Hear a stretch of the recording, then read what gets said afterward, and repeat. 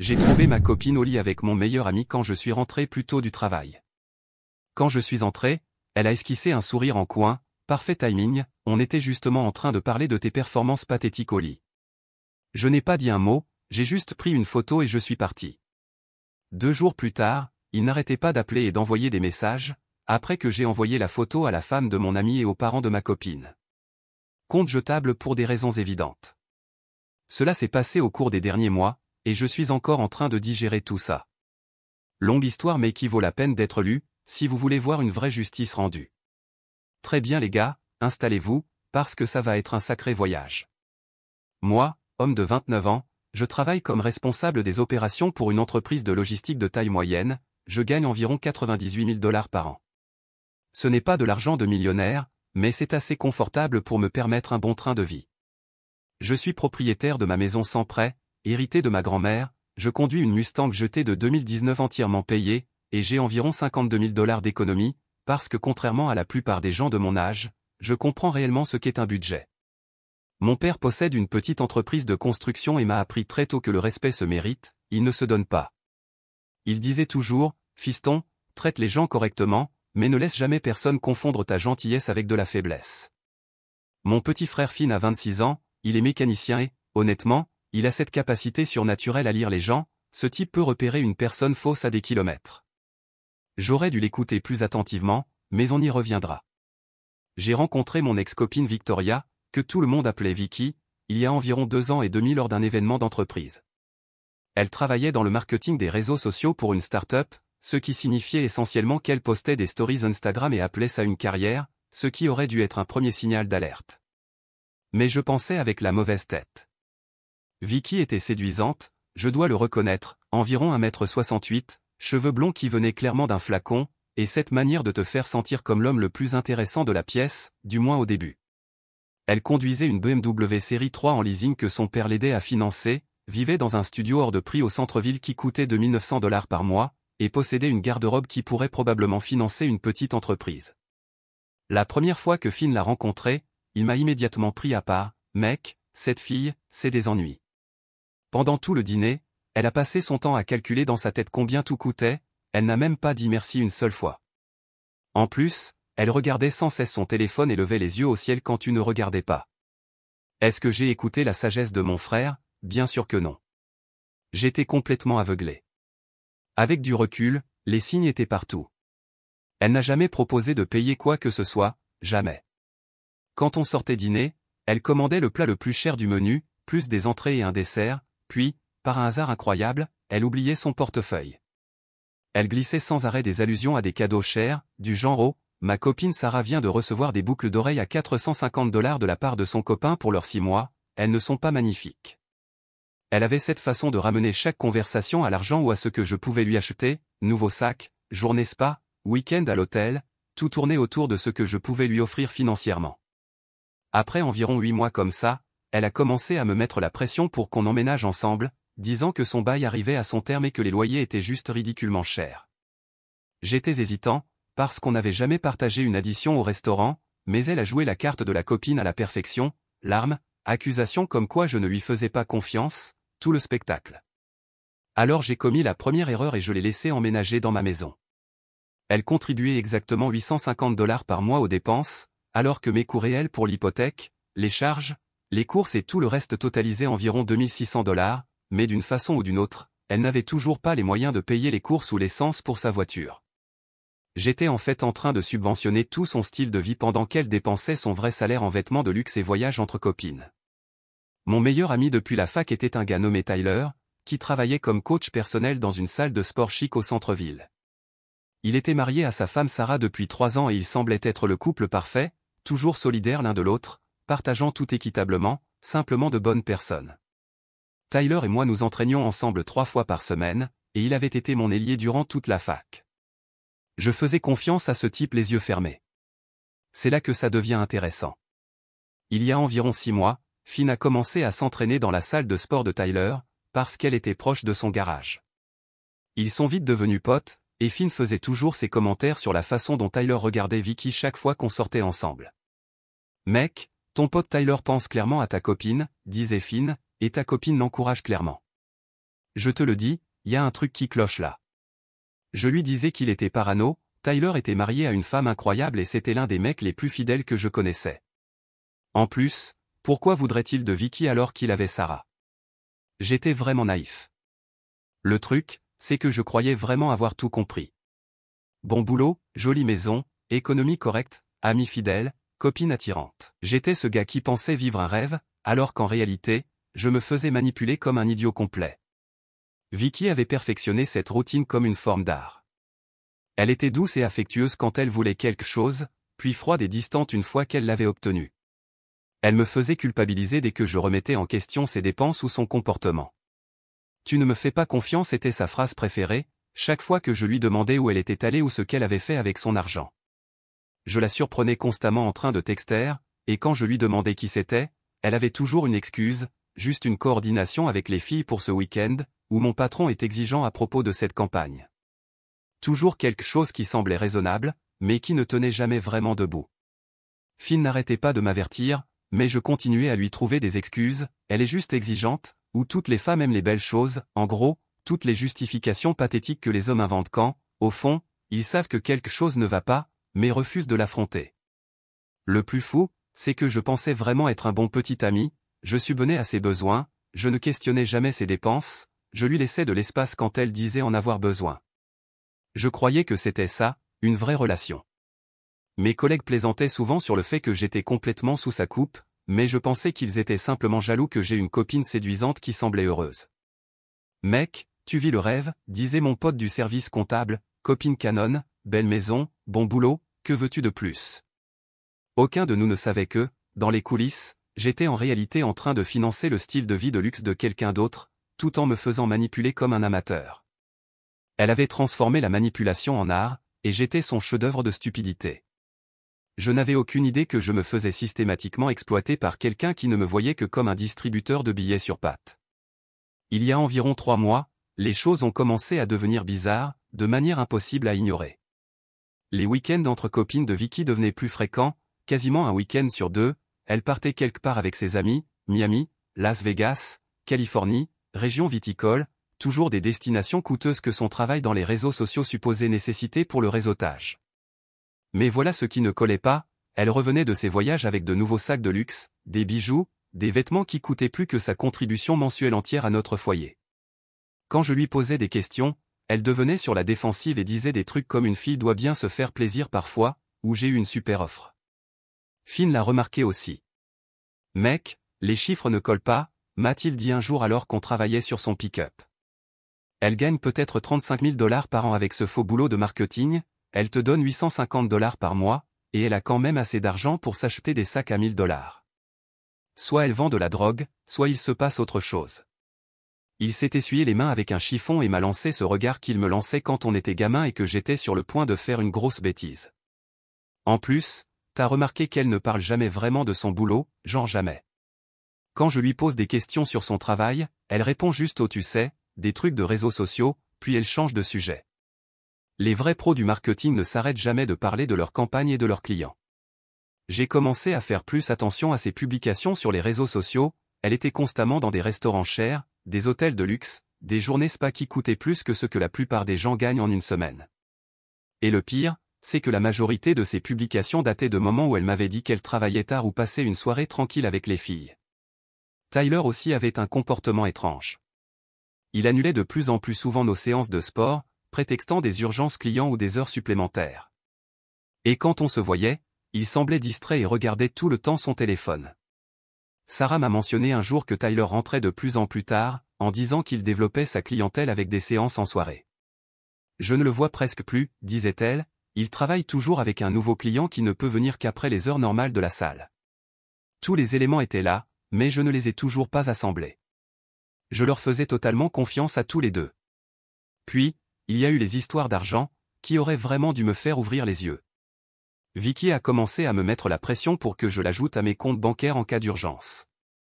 Elle voulait avoir accès à mon compte épargne, être ajoutée à mes cartes de crédit, en gros, elle voulait un accès total à tout ce pourquoi j'avais travaillé. Quand j'ai hésité, elle a sorti le manuel de manipulation émotionnelle. Tu ne vois pas un avenir avec moi, et comment peut-on construire une vie ensemble si tu ne me fais pas confiance avec l'argent? Elle a même suggéré qu'on prenne une carte de crédit commune pour construire notre crédit ensemble, ce qui n'avait aucun sens puisque ma cote de crédit était déjà excellente. Elle avait cette capacité à transformer chaque discussion financière en débat sur notre couple. Si je remettais une dépense en question, j'étais soudainement un contrôlant ou quelqu'un qui ne lui faisait pas confiance. Si je proposais qu'on établisse un budget ensemble, je la traitais comme une enfant. Mais si je lui donnais ce qu'elle voulait sans poser de questions, alors j'étais un si bon partenaire, et je comprenais vraiment ce qu'était une relation équilibrée. J'ai fait un compromis en l'ajoutant comme utilisatrice autorisée sur une de mes cartes avec une petite limite, en pensant que cela la satisferait. Grosse erreur, en moins d'un mois, elle avait atteint le plafond avec des dépenses telles que des dîners hors de prix, des virées shopping et des soins en spa, qu'elle prétendait être des investissements dans notre relation. Finn était furieux quand je lui ai raconté. Mec, elle t'utilise comme son compte bancaire personnel, réveille-toi avant qu'elle ne te ruine. Mais je continuais à trouver des excuses, elle essaie juste de contribuer à la relation à sa manière, ou peut-être qu'elle prépare quelque chose de spécial et qu'elle a besoin d'argent pour ça. La vérité, c'est que j'avais peur que si je la poussais trop ou posais trop de questions, elle partirait. Et malgré tous les signaux d'alerte, j'étais encore convaincu que je l'aimais et que nous avions quelque chose de réel. Avec le recul, je pense qu'elle savait exactement comment me garder accroché. Elle me donnait juste assez d'affection et d'attention pour que je continue à y croire, puis elle se retirait et me faisait travailler pour la récupérer. Des tactiques de manipulation classiques, que j'étais trop aveugle pour voir. Le point de rupture aurait dû être ce jour où je suis rentré plus tôt à la maison et que je l'ai trouvée au téléphone, dans notre chambre, porte fermée, parlant à voix basse. Quand elle m'a vu, elle a raccroché rapidement et a prétendu que c'était juste un appel professionnel à propos d'un client difficile. Mais j'en avais entendu assez pour savoir qu'elle parlait à un homme, et la conversation n'avait rien de professionnel.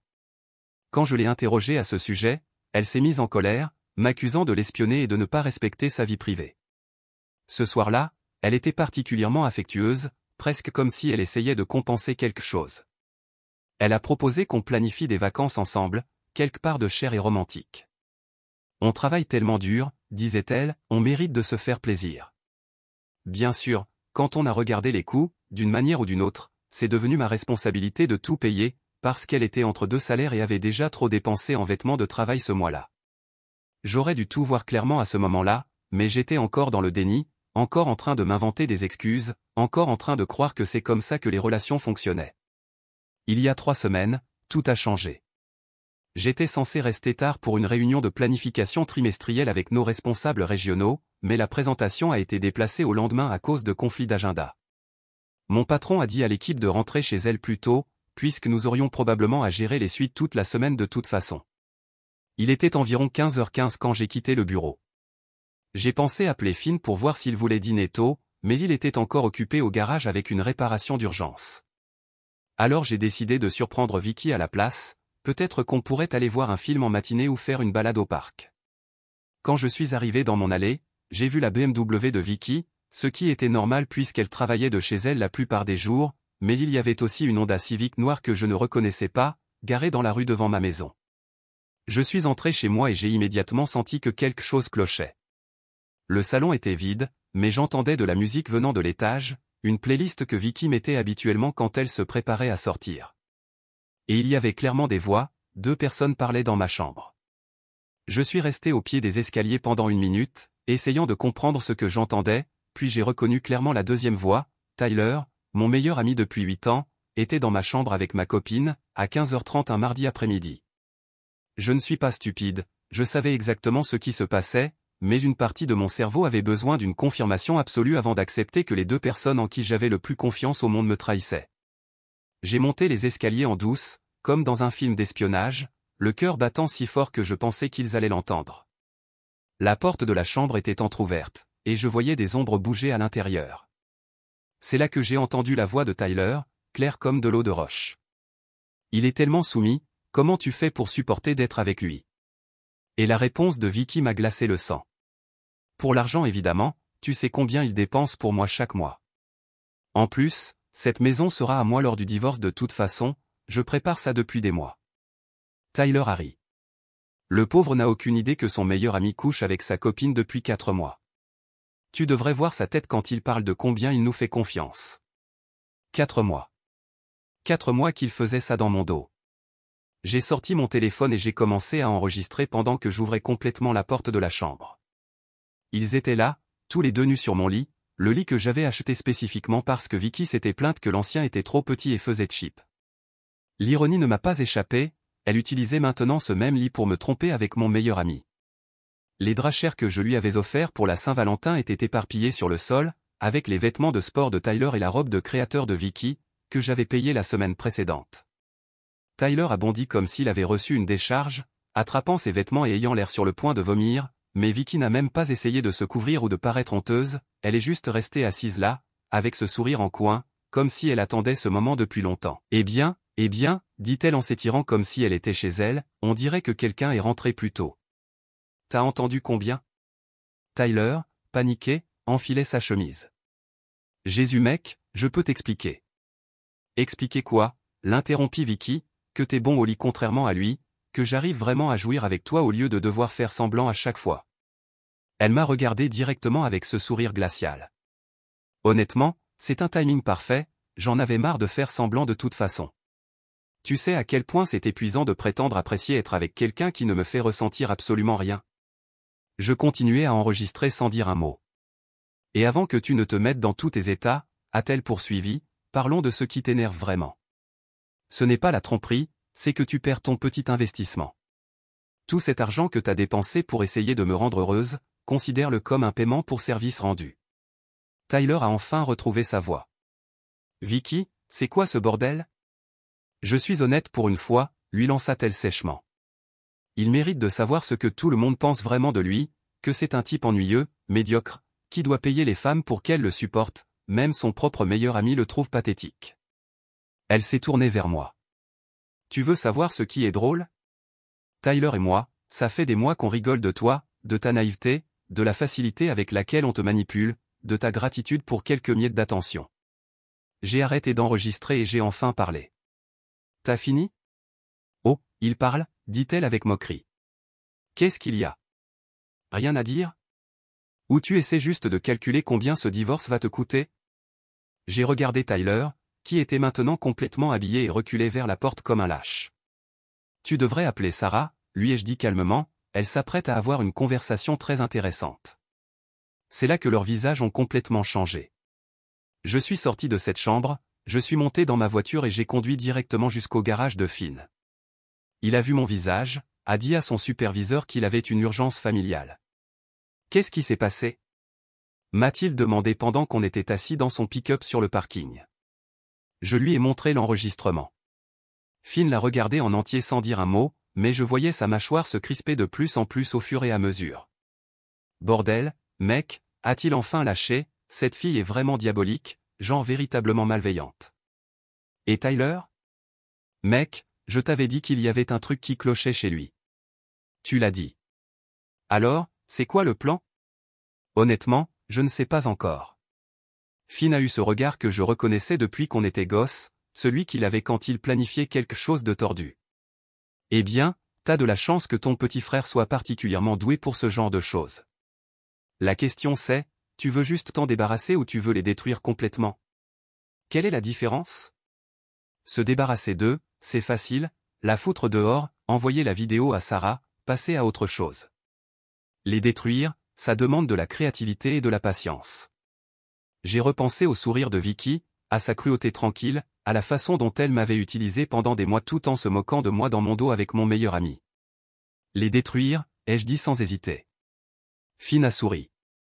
Voilà mon frère. Maintenant, voici ce qu'on va faire. Le truc avec Finn, c'est qu'il a toujours été 3 coups d'avance sur tout le monde. Même enfant, quand les autres se mettaient en colère et réagissaient de façon émotive, Finn devenait calme et commençait à planifier. C'est comme si son cerveau passait en mode tactique, capable de voir tous les angles que personne d'autre n'envisage. Première règle de la vengeance, dit-il en sortant un carnet comme s'il planifiait une opération militaire, tu ne te mets pas en colère, tu deviens méthodique. Les gens émotifs font des erreurs. Les gens intelligents recueillent des preuves et laissent leurs ennemis se détruire eux-mêmes. La première étape, c'était la collecte d'informations. Finn avait cette théorie que si quelqu'un est prêt à trahir et mentir à ce point, alors il ment forcément sur d'autres choses aussi. On devait savoir exactement à quoi on avait affaire avant de faire quoi que ce soit. Finn suivait encore Tyler sur les réseaux sociaux via le groupe de la salle de sport, et il avait remarqué quelque chose d'intéressant ces derniers mois. Tyler avait publié des photos dans des restaurants et événements bien au-dessus de son niveau de vie. Les coachs sportifs ne mangent pas habituellement dans des endroits où l'entrée coûte 60 $, et encore moins plusieurs fois par semaine. Ce gars fait quelque chose d'illégal ou il a une autre source de revenus, dit Finn. On a aussi commencé à regarder de très près les réseaux sociaux de Vicky. Elle postait constamment sur des achats luxueux, nouveaux sacs à main, bijoux, soins en spa, week-end, bien au-delà de ce que son faux boulot de marketing pouvait lui permettre, même avec mon soutien financier. C'est là que Finn a eu une idée brillante. Et si ce n'était pas seulement une liaison? Et s'ils arnaquaient aussi d'autres personnes? On a passé les jours suivants à faire ce que Finn appelait de la détection par réseaux sociaux. On a suivi leurs publications, vérifié les lieux, observé qui commentait quoi, et lentement un schéma a commencé à émerger. Tyler faisait la promotion de séances d'entraînement privées pour des clients exclusifs à des tarifs 3 fois supérieurs à ceux de sa salle habituelle, et ces séances avaient toujours lieu dans des endroits privés à des horaires bizarres. Vicky, de son côté, se présentait comme consultante en style de vie pour des femmes à succès qui souhaitaient élever leur image personnelle, quoi que cela veuille dire. Mais voilà la partie vraiment tordue, on a trouvé des preuves qu'ils utilisaient ma maison pour ces séances privées pendant que j'étais au travail. Ma propre maison était leur base d'opération. Finn a retrouvé certains de leurs clients via les réseaux sociaux et des amis communs. Il s'est avéré que Tyler proposait des entraînements spécialisés à des femmes riches et mariées dont les maris voyageaient beaucoup pour le travail. Et par entraînement spécialisé, je veux dire qu'il dirigeait en réalité un service d'escorte. Vicky était sa partenaire, utilisant ses compétences en réseaux sociaux pour attirer des clientes et planifier les rendez-vous. Il faisait tourner cette opération depuis plus d'1 an, en utilisant ma maison comme quartier général chaque fois que j'étais au bureau.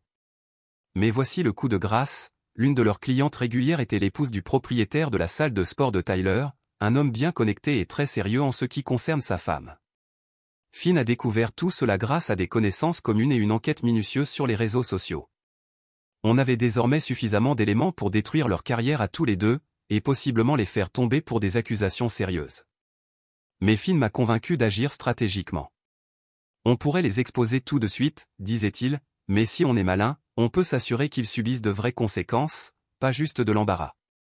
L'avantage de travailler dans les opérations et la logistique, c'est qu'on apprend à penser de manière systématique. Chaque problème a une solution, si on l'aborde méthodiquement et qu'on collecte les bonnes informations. Finn avait peut-être l'imagination rusée, mais j'avais les compétences d'organisation pour mettre le plan à exécution correctement. D'abord, il me fallait les faire sortir de chez moi, pour pouvoir agir sans interférence. J'ai appelé Vicky et je lui ai dit que je restais chez Finn quelques jours pour digérer ce qui s'était passé, et qu'elle devait s'arranger pour se reloger. Ce qu'elle a répondu avec son ton habituellement méprisant, « Peu importe, je serai parti avant le week-end, et n'essaie même pas de garder mes affaires. » Ses affaires.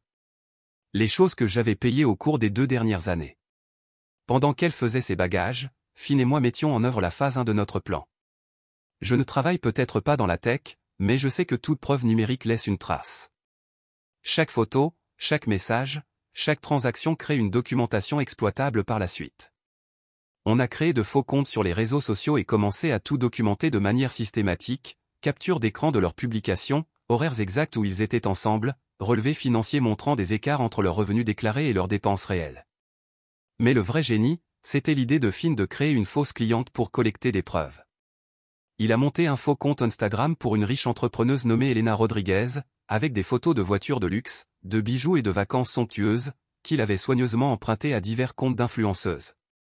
Elena était fraîchement divorcée, seule, financièrement à l'aise, et à la recherche d'un coach personnel offrant des services discrets. Tyler a mordu à l'hameçon en moins de 48 heures. Finn surveillait le faux compte d'Elena comme s'il s'agissait d'une opération d'espionnage militaire. Ce mec est tellement prévisible que ça en devient triste, disait-il en me montrant la première réponse de Tyler. Regarde ça, il essaie déjà de deviner combien elle a d'argent rien qu'à travers ses publications. Les messages ont commencé de manière professionnelle, mais en 3 jours, Tyler envoyait des photos torse nu et demandait à Elena quels étaient ses objectifs spécifiques, et si elle était ouverte à des méthodes d'entraînement non conventionnelles. En moins d'1 semaine, il envoyait à Elena des messages explicites sur le type de service spécialisé qu'il pouvait proposer, et à quel prix. Il a envoyé des photos de lui et promis de venir avec sa partenaire Vicky pour des services supplémentaires, moyennant un tarif additionnel. On les tenait en flagrant délit de proxénétisme. Mais on n'avait pas encore fini de collecter les preuves. Le coup de maître de Finn fut de faire en sorte qu'Helena demande leur formule la plus exclusive, des séances dans des résidences privées où les clientes étaient garanties une discrétion et un confort absolu. Tyler s'est vanté d'avoir accès à une maison de luxe entièrement privée où ils pouvaient offrir leur expérience ultime. Ma maison. Il faisait littéralement la promotion de ma maison comme d'un bordel. Il a envoyé à Helena des photos de mon salon, de ma chambre, même de ma cuisine, en marketant ma propre maison comme faisant partie de leur service de prostitution. Les photos comprenaient des grilles tarifaires selon les niveaux de service, et un calendrier montrant les créneaux disponibles. C'est à ce moment-là que j'ai su qu'il était temps d'impliquer la justice. Mais d'abord, on devait s'assurer que tout soit documenté proprement. Finn et moi avons passé tout un week-end à organiser toutes les preuves qu'on avait collectées, la vidéo originale de l'infidélité, les captures d'écran où Tyler faisait de la sollicitation, les preuves qu'ils utilisaient ma maison pour leur entreprise illégale, les relevés financiers montrant leurs revenus non déclarés, et les témoignages de leurs clientes que Finn avait retrouvés via les réseaux sociaux. On a aussi découvert qu'ils prévoyaient d'étendre leur opération. Ils avaient tout un plan d'affaires sauvegardé dans le cloud de Tyler, qu'il avait négligemment laissé ouvert sur mon ordinateur personnel à la maison. Le document expliquait comment ils voulaient recruter d'autres femmes et viser des clientes plus fortunées. Le plan prévoyait d'utiliser ma maison comme lieu principal et, à terme, de me faire investir dans leur affaire sans jamais me dire ce que c'était réellement. Ils comptaient me manipuler pour que je finance leur réseau de prostitution. Lundi matin, je suis entré dans un cabinet d'avocats spécialisé en droit familial avec un dossier rempli de preuves et un plan très précis. Mon avocat a tout passé en revue et a sifflé entre ses dents. C'est incroyable, a-t-il dit. Ta copine et son partenaire risquent des accusations de proxénétisme, de fraude fiscale, d'escroquerie et de violation de domicile. En plus, tu as des bases solides pour une plainte civile qui pourrait les ruiner financièrement. Quelle est ma meilleure option? Honnêtement, tu tiens toutes les cartes. Tu pourrais les détruire totalement sur le plan juridique ou utiliser tout ça comme levier pour obtenir ce que tu veux d'eux. J'ai choisi la destruction complète.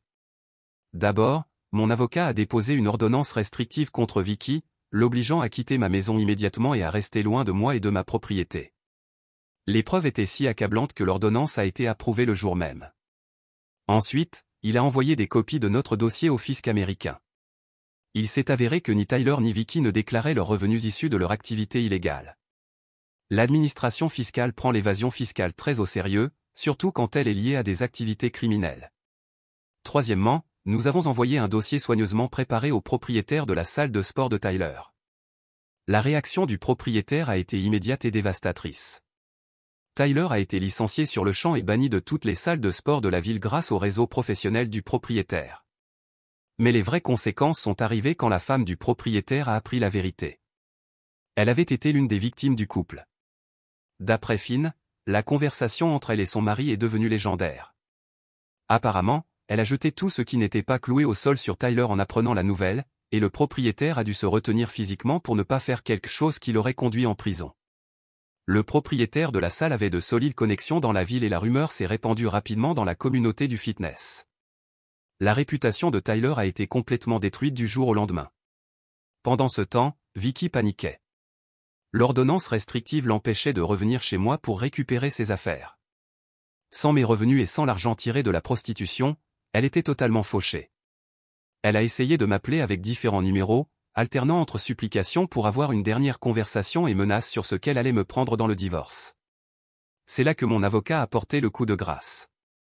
Nous n'étions jamais mariés, nous vivions simplement ensemble dans ma maison. Dans notre état, cela signifiait qu'elle n'avait aucun droit légal sur ma maison, mes biens ou quoi que ce soit d'autre. Elle n'avait droit à rien. Mais les preuves que nous avions pouvaient l'envoyer en prison pour des années.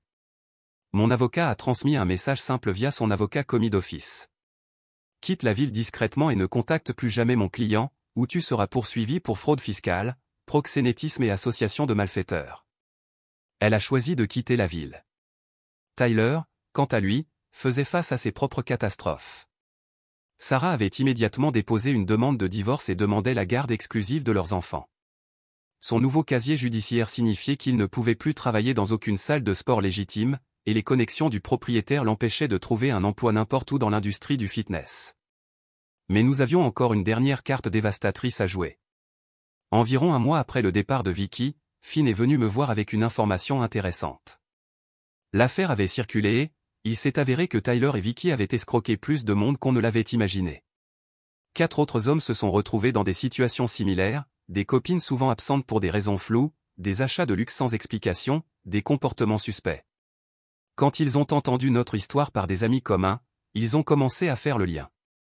Toutes leurs copines avaient été clientes du service d'entraînement spécialisé de Tyler, et toutes avaient payé Vicky pour du conseil en style de vie. Ces gars voulaient aussi justice.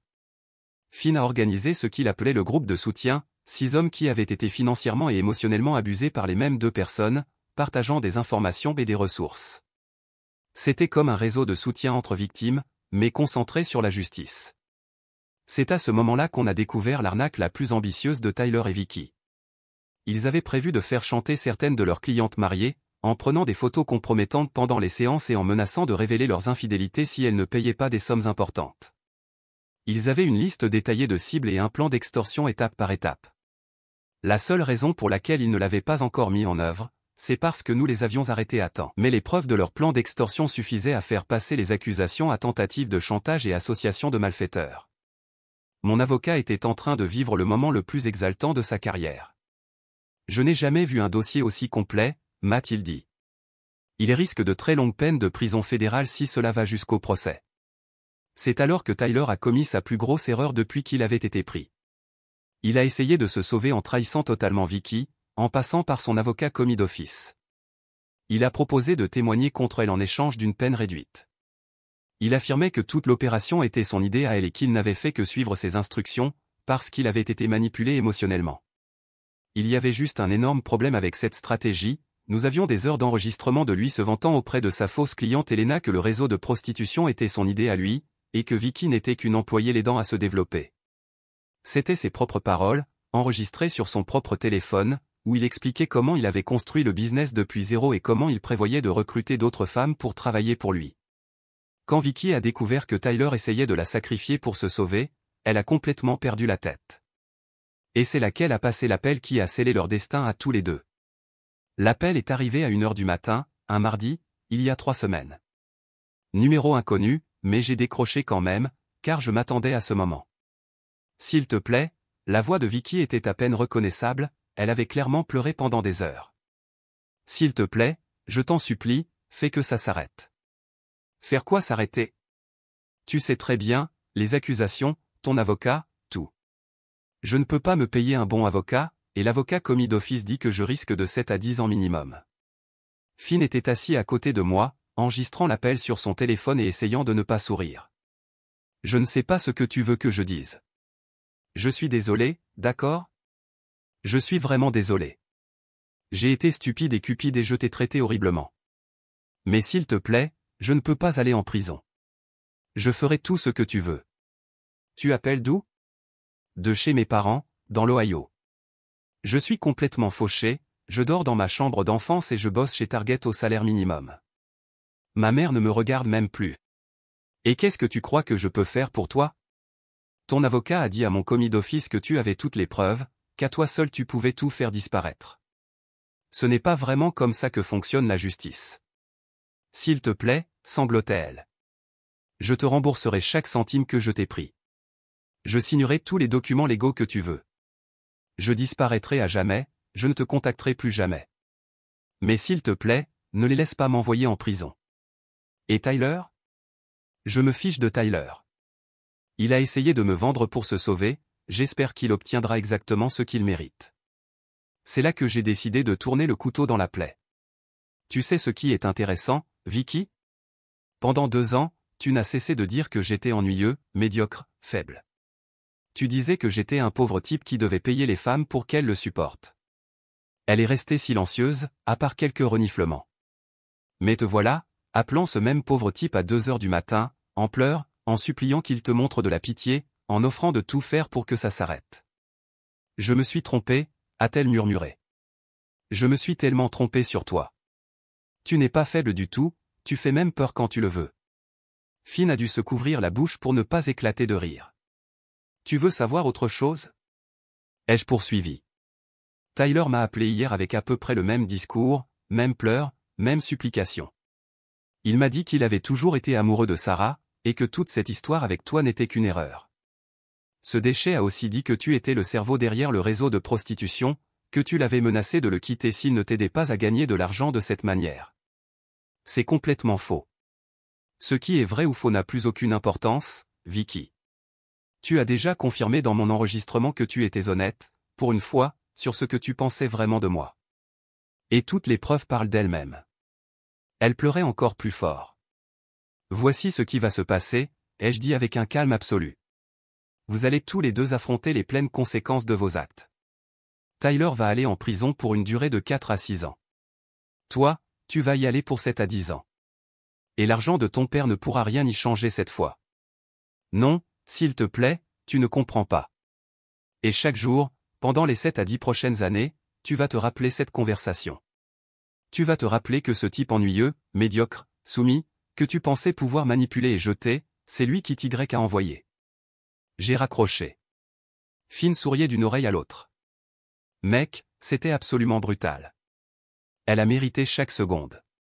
Tyler m'a appelé 2 jours plus tard, avec exactement le même discours. Pleurnicherie, excuses, promesse de réparer les choses, supplique pour que je règle son désastre juridique. Je l'ai laissé parler pendant une dizaine de minutes, l'écoutant expliquer à quel point il était désolé, à quel point il avait fait une terrible erreur. Tu te souviens quand tu disais que j'étais un type soumis qui ne méritait aucun respect? Lui ai-je demandé quand il a enfin arrêté de parler. Mec, je voulais juste. Tu te souviens quand tu riais en couchant avec ma copine dans ma maison pendant 4 mois? J'étais un idiot. Tu te souviens quand tu prévoyais de faire payer d'autres personnes pour utiliser ma maison comme ton bordel? Silence. Vous avez fait vos choix. Tyler, maintenant, tu vas devoir vivre avec les conséquences pendant plusieurs années. Ils ont fini par plaider coupables tous les deux pour éviter des peines encore plus longues. Tyler a écopé de 5 ans de prison fédérale, Vicky en a eu 8. Le procès civil les a ruinés complètement. Ils devront verser des dommages-intérêts pendant les 15 prochaines années, en supposant qu'ils arrivent même à trouver un emploi correct avec des condamnations fédérales sur leur casier. Ce qui est ironique, c'est que Finn garde un dossier de coupure de journaux sur leur condamnation, pour la postérité. Il dit avec un sourire, au cas où tu commencerais un jour à avoir pitié d'eux. Il s'est aussi assuré d'envoyer des copies des articles de presse à quelques-uns de nos anciens amis communs, juste pour que tout le monde sache exactement quel genre de personnes ils étaient vraiment.